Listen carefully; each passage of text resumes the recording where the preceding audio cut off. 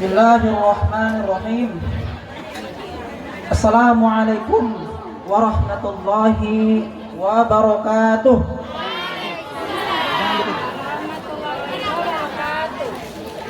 Kurang kuat nih suaranya dah. Bismillahirrahmanirrahim. Assalamualaikum warahmatullahi wabarakatuh.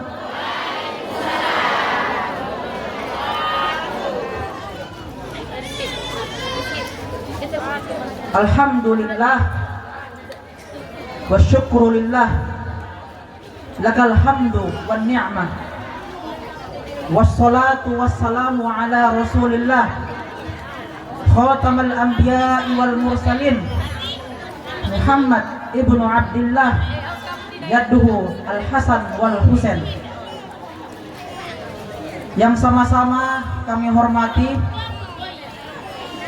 Bapak Kepala Desa beserta perangkat, yang sama-sama kita hormati para tokoh dan alim ulama, yang sama-sama kita hormati Khatobangun, bapak-bapak, ibu-ibu, dan seluruh hadirin wal hadirat yang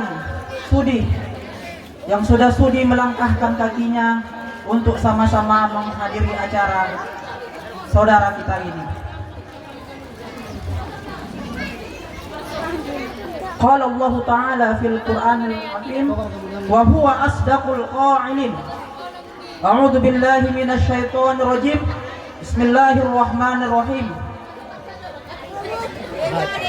Wa in ta'uddu ni'matallahi la tuhsuha. Wa qala Rasulullah sallallahu alaihi wasallam aidan fi sahih. Qala Rasulullah sallallahu alaihi wasallam, kullu mauludin rahinatun bil aqiqah tudbahu anhu yawma sabi'ihi yuhlaku wa yusamma. Yang pertama-tama, marilah kita memanjatkan puja dan puji syukur kehadirat Allah Subhanahu wa Ta'ala atas karunia nikmatnya kita sama-sama bisa melangkahkan kaki untuk bersilaturahmi, saling bertatap wajah di acara abangda kita ini, Rizwan Sipabutar dan Nur Haidarambe. Inilah abang kami yang paling tua, Siakaan. Tak lupa juga selawat berpangkaikan salam. Mari banyak-banyak kita bacakan kepada Rasulullah sallallahu alaihi wasallam, karena beliaulah uswatun hasanah, sebagai suri teladan bagi kita di dunia dan di akhirat. Makanya saya heran ini banyak anak-anak muda kalau ditanya, siapa suri teladanmu? Siapanya panutanmu? Justin Bieber katanya kan. Siapa panutanmu? Justin Timberlake. Padahal Allah Subhanahu wa Ta'ala sudah jelas-jelas dalam Al-Quran mengatakan Rasulullah adalah uswatun hasanah, sebagai suri teladan kita.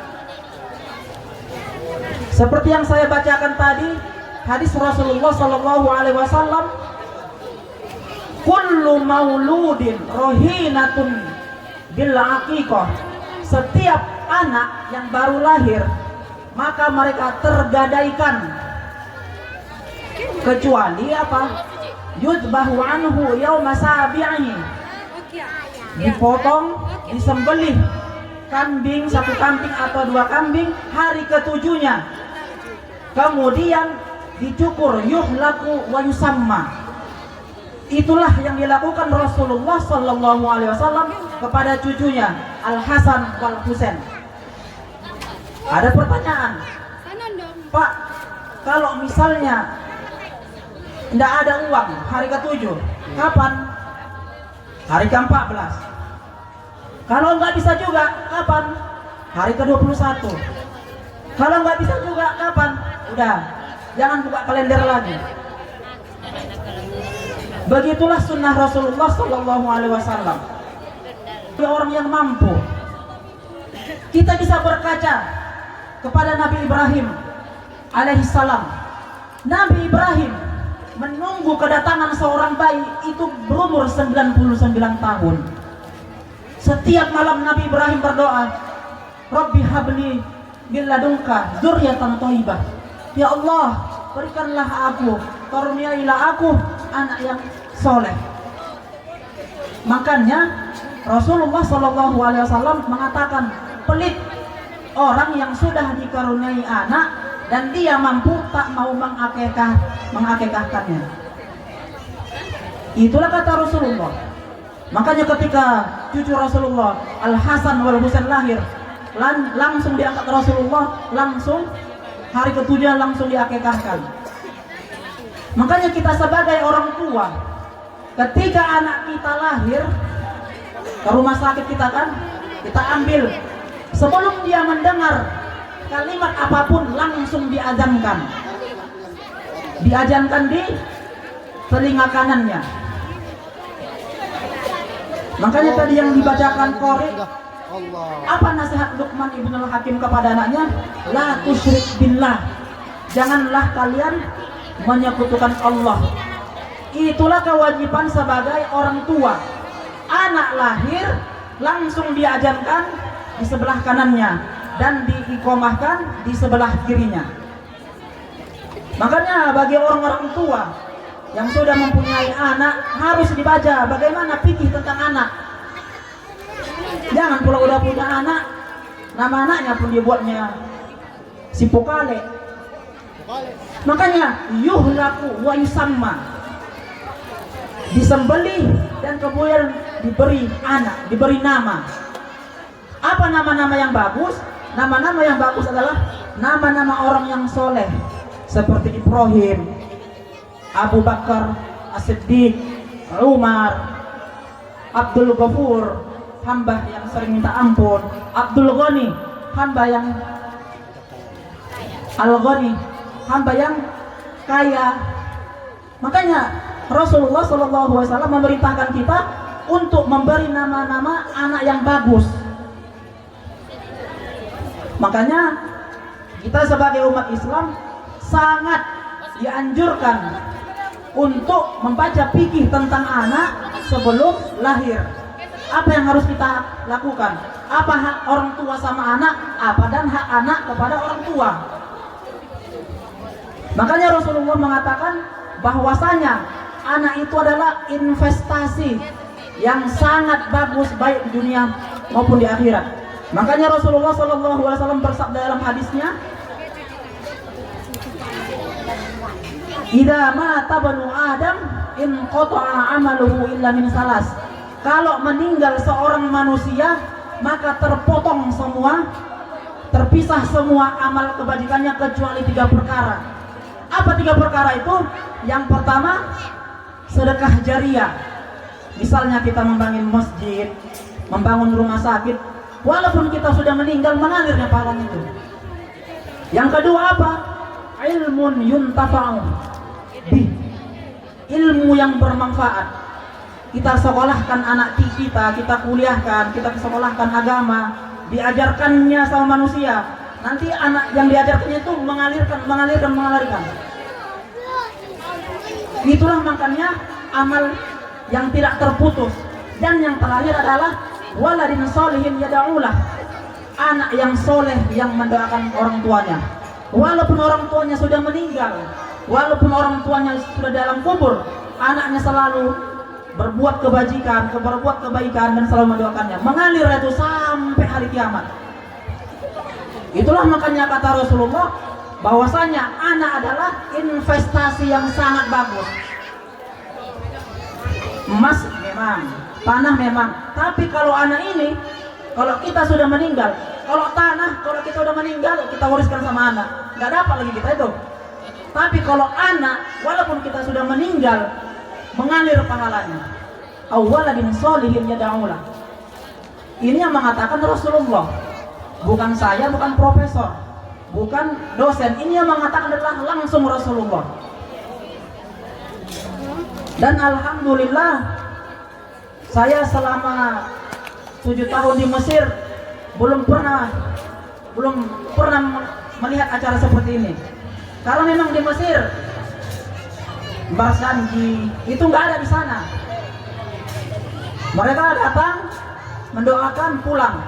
Kalau kita kan ada ayun-ayun, ada apa, marhaban. Itulah bedanya adat. Dan saya sangat teringat ketika tadi dibacakan itu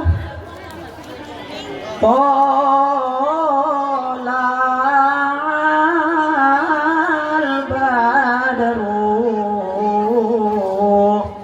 alaina ya. Itu kenapa kita membacakannya saat ini? Karena itu adalah kata sambutan, menyambut orang yang kita tunggu-tunggu.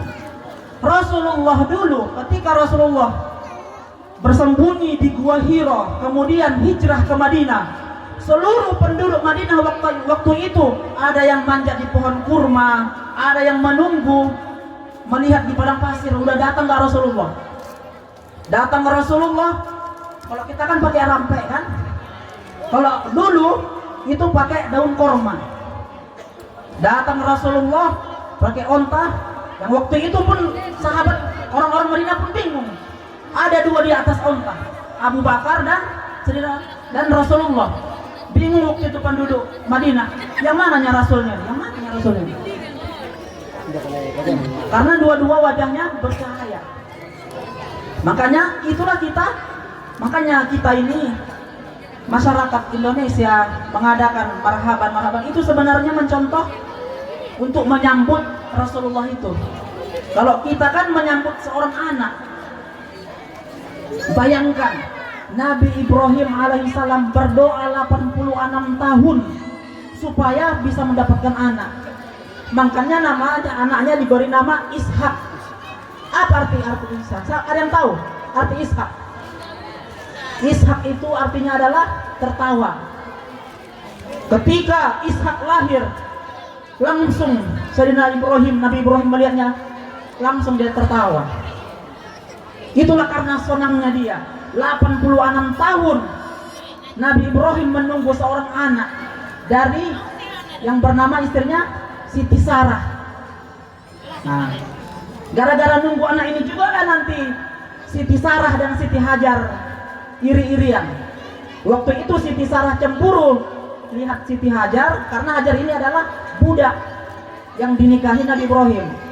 Nanti dari Siti Hajar ini lahirlah Ismail. Ketika Ismail lahir, Siti Sarah kan sama Siti Hajar satu rumah. Ketika Ismail lahir, Siti Sarah cemburu. Nah, karena Siti Sarah waktu itu belum dikaruniai seorang anak. Makanya Allah Subhanahu wa taala memerintahkan Nabi Ibrahim untuk berhijrah ke Makkah. Karena dulu Ibrahim itu tinggal di Palestina. Ibrahim, kau bawa istrimu sama anakmu ke Makkah. Karena Allah tahu Siti Sarah cemburu. Nah, itulah makanya Siti Sarah dan Ibrahim 86 tahun berdoa untuk dikaruniai anak. Bayangkan, kita berapalah harga kambing? 2.500.000-nya. Orang-orang pergi ke Singapura supaya bisa dapat bayi tabung 100 juta. Kita dikaruniai anak. Apalah salahnya menyembelih 2 ekor kambing kalau laki-laki? Kalau perempuan 1 ekor kambing. Apalah salahnya? Ada orang yang menanti-nanti 10 tahun, 20 tahun tak diberikan anak. Seorang nabi seperti Nabi Ibrahim, seorang nabi yang mana setiap sholat kita bacakan namanya, Allah memberikan dia anak di umurnya yang 99 tahun. Bayangkan. Makanya waktu itu orang-orang Arab tidak ada yang percaya Siti Sarah itu melahirkan seorang anak yang bernama Ishak. Makanya kalau ada seorang anak lahir, kita sangat dianjurkan untuk membaca doa Barakallahu laka fil mauhub wa syakartal wahid wa ruzikta birruhu wa balagha asyuddah. Itulah doanya. Apa artinya? Barakallahu fil mauhub. Semoga Allah memberkahi ibu bapakmu. Semoga Allah barakallahu laka fil mauhub. Semoga Allah memberkahi ibu bapakmu. Wa ruzikta birruhu, dan ketika nanti dia besar berbakti kepadamu, wa balagha asyuddah, dan nanti ketika dia besar dia mendoakanmu.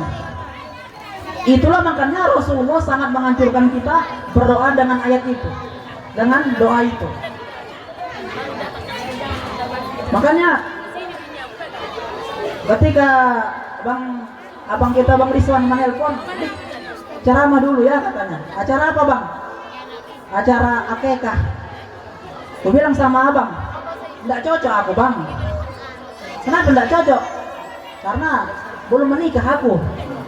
Karena memang yang cocok ceramah tentang akekah dan masuk rumah baru itu orang-orang yang sudah langsung mengalami. Saya belum pernah punya anak, belum tahu gimana rasanya. Makanya Nabi Ibrahim ketika dia buat nama anak yang Ishak namanya. Itulah karena senangnya dia 86 tahun penantian. Makanya jangan polip-polip. Ada anak yuhlak, pas hari ke-7 gundul rambutnya, wa yusamma, kemudian kasih nama. Itulah hak orang tua